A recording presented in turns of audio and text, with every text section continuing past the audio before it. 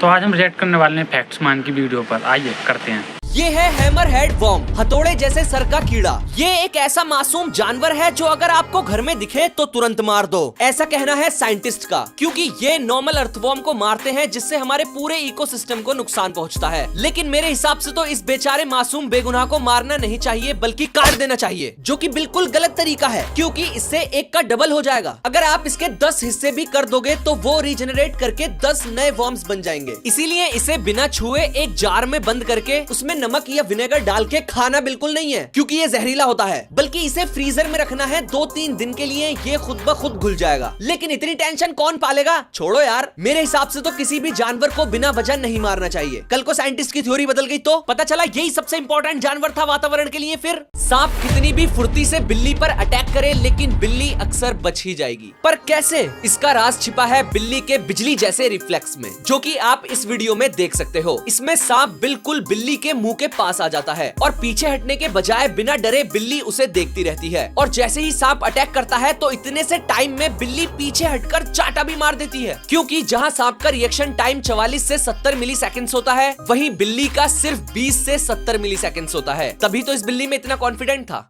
जैसे ही ये मछली तेजी से आकर पत्थर से टकराती है तो चारों तरफ खूनम खच्चर हो जाता है और देखकर मजा ही आ जाता है। लेकिन एक्चुअल में ये ब्लड नहीं है। दरअसल ये मछली है बोनी स्पर्म वेल, जो नॉर्मल स्पर्म वेल के मुकाबले पौई सी होती है। और इसके पीछे है इसका जानी दुश्मन समंदरी शेर सी लायन, जिससे बचकर भागते हुए ये पत्थर से टकरा जाती है। और ये सुर्ख लाल खून नहीं बल्कि इंक है, जिसे ये अपने अंदर से रिलीज करती है और 11 लीटर तक रिलीज कर सकती है, जो कि शिकारी को पागल बनाकर उससे बचकर भागने का तरीका है। जैसे ही इस लकड़ी काटने की मशीन में गलती से इंसान का हाथ आ जाता है तो ब्लेड एकदम से रुक जाता है। लेकिन मशीन को कैसे पता चलता है कि ये हाथ है या लकड़ी? दरअसल मशीन के मेटल ब्लेड में कम पावर का इलेक्ट्रिक करंट फ्लो होता रहता है और लकड़ी में तो करंट ट्रांसफर होता नहीं। इसीलिए जब कोई कंडक्टिव चीज जैसे कि हाथ ब्लेड के आसपास आता है तो ब्लेड से करंट निकलकर इंसान के हाथ में चला जाता है, जिसे मशीन फौरन डिटेक्ट कर लेती है और ट्रिगर दब जाता है, जिससे नीचे लगा हुआ ब्रेक का कारतूस शूट होता है और ब्लेड को रोक लेता है विदिन 5 मिलीसेकंड्स। 3 ऐसे लोग जो अपनी जिंदगी से खेलते हुए पकड़े गए। सबसे पहले